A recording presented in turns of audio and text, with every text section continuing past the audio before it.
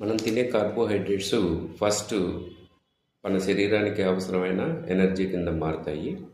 తర్వాత మిగిలిపోయిన ఏవైతే కార్బోహైడ్రేట్స్ ఉన్నాయో అవి గ్లైకోజన్గా మారుతాయి. ఇది ఏంది గ్లైకోజన్ అంటే ఒక స్టోర్డ్ రిజర్వ్డ్ ఫుడ్ అంటే గ్లూకోజ్ అనమాట. ఇమ్మీడియట్గా ఎప్పుడు అవసరం పడితే అప్పుడు రివర్స్ ప్రాసెస్లో గ్లూకోజ్ కింద మారుతుంది. అయితే ఇంకా ఎక్కువ కార్బోహైడ్రేట్స్ ఇచ్చినప్పుడు బాడీ కార్బోహైడ్రేట్స్ని ఫ్యాట్స్ కింద మార్చుకుంటుంది. దీన్ని దాటి ఇంకా ఎక్సెస్గా ఇస్తున్నప్పుడు మనకి కొలెస్ట్రాల్ అనేది తయారవుతుంటుంది. సో మనం ఏం చేయాలి అని అంటే మనం తినే ఆహార పదార్థాల్లో కార్బోహైడ్రేట్స్ 20-30% ఉంటే సరిపోతుంది.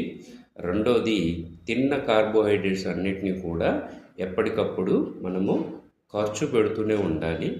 బ్రీతింగ్ బాగా తీసుకోవాలి. వర్క్